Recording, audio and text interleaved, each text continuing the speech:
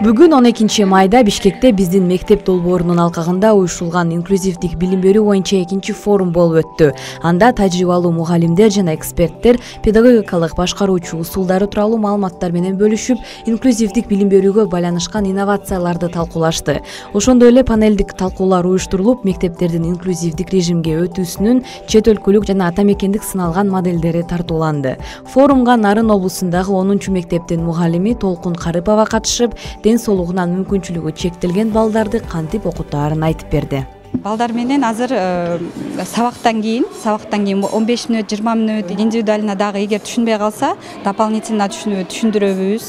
Балдар менен иштейбиз, алардын творческий жактарын ачуу үчүн, анан психологиясын билиш үчүн. Мисалы үчүн, көп учурда мен сүрөттөрдү колдоном. Мисалы үчүн, сүрөттөрдү кандай тартса, ошол сүрөттөр менен характеристика алгана, жан дүйнөсү кандай болуп атат, мисалы үчүн, балдар кандай кабыл алып атат, ошол именно психосоматика боюнча.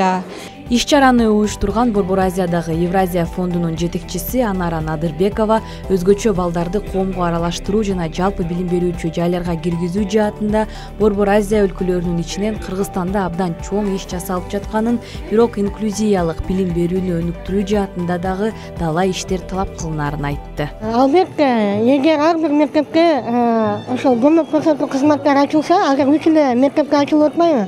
Ар бир мектепте ошондой көмөк көрсөтүү кызматтары ачылса, медициналык пункттар ачылса, какао формадагы мүмкүнчүлүгү чектелген балдарды кабыл алсак, жакшы бир шарттар болмок. Анан биз көрүп атабыз, ар бир экинчи бала атайын адаптивдүү физкультура сабагына муктаж болуп атат. Бирок андайларга дагы мындай каражат жетишсиз деп айтат элем. Ошол себептен биз дагы иштешибиз керек. Инклюзивдик билим берүүнү толук кандуу ишке ашырып, орто мектептерде өзгөчө балдарды бөлүп жарбай, коомду өгөйлөбөй кабыл алууну ишке ашыруу үчүн укуктук нормативдик пайдубал бекем болуп, мыйзамдар толук кандуу иштеши керек.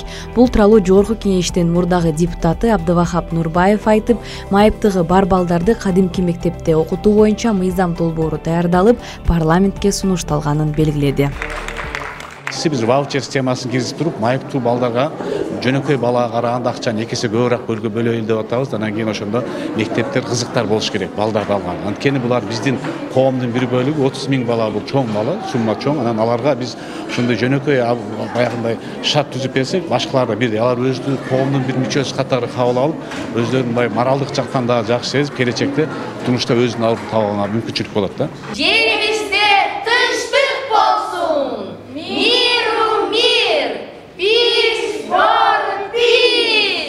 Ден соолугунан мүмкүнчүлүгү чектелген үй бүлөлөрдүн балдарын окутуп келген Шахризада Аскарова балдарды атайын чыгармачыл метод менен окутуп келе жатат. Биз мына биргеликте Октябрь акиматы менен Түрк агентствосы бар, ТИКа.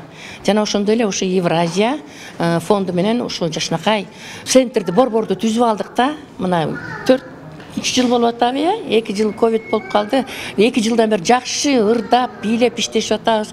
Быйыл болсо ийгиликтерибиз бар, жетишкендиктер болуп атат. Энеталар да кубанып атат, биз да кубанып атабыз, районубуз да кубанып атат. Жакшы буйруса балдардын келечеги кең болот го деп ойлойбуз. Себеби деген чыгармачылык, маданият ар дайым жакшылык нерсеге алып барат эмеспи?